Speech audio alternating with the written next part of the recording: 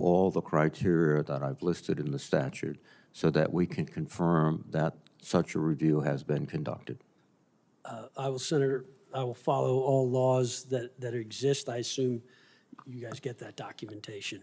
Thank you very much. Thank you. Senator Fischer. Thank you, Senator Cotton. It's nice to see you here today, Mr. Phelan, and welcome to your friends and family for being here with you. I appreciate you putting yourself forward to serve your country in this capacity. Mr. Phelan, in your advanced policy questions to the committee, you stated, quote, "If confirmed, I will ensure the department complies with existing statutory requirements to continue funding development of the nuclear sea-launched cruise missile," unquote. Do you stand by that statement, yes or no? Senator, I think the nuclear sea-launched cruise missile is a very important program.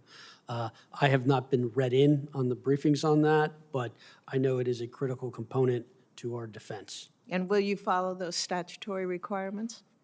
Yes, I will. Thank you, sir.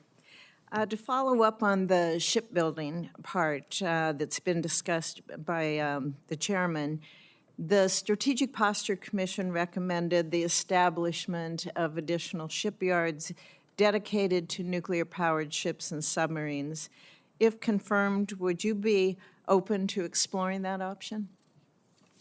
Yes, I would, Senator. I think it's a very important part of our strategic focus. Thank you. What we've learned from the war in Ukraine is that the United States Defense Industrial Base was not equipped to scale up production rates of munitions for these modern conflicts. Is it your view that the United States must further increase munition production capacity?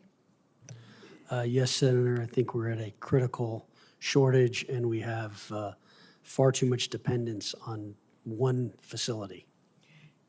Do you have any initial thoughts that you can share with us about steps that maybe you would be taking to ensure that the Navy has the munition stockpiles that are required to meet the needs of the combatant commanders?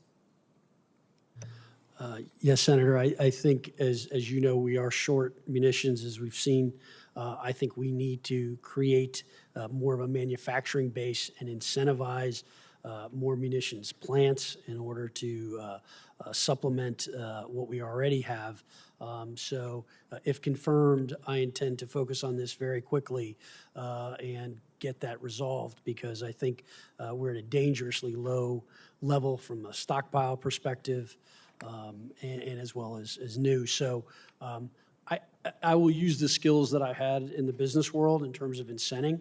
And I think a lot of that also comes with working with you and the committee and the Congress, because we do need to send signals to the private sector to incentivize them to build these plants to get going. So ordering and giving them a contract to build, I think, will be critical.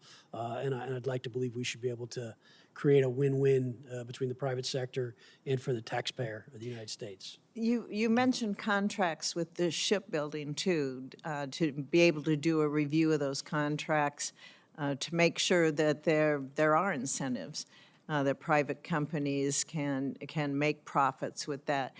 You mentioned contracts again now. Would you look at that as well in depth on current contracts that we have with regards to our munitions, and if maybe what we're looking at here are roadblocks in being able to move ahead with being able to provide these munitions?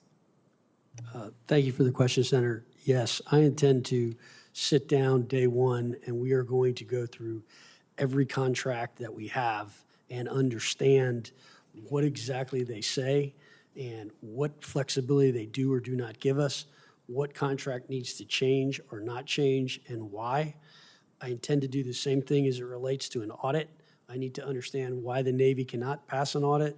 The Marine Corps has done it 2 years running now. They deserve a lot of credit for that. I think that's a great thing. We are going to change and create much more accountability and understanding, because all of these things affect readiness. And as I said in my statement, readiness is critical. And I think we're at a very critical inflection point particularly versus our peer or near peer adversaries. So these are all things that are a reflection of a culture, as I mentioned, in decay. We really need to have a tight focus on these things. If we don't know where our inventory is, how can we have a training mission? I've heard stories of training missions that are failed because the equipment wasn't there, and so we ended up losing that money, and that's not good. Thank you very much, sir. Thank you, Senator Cotton.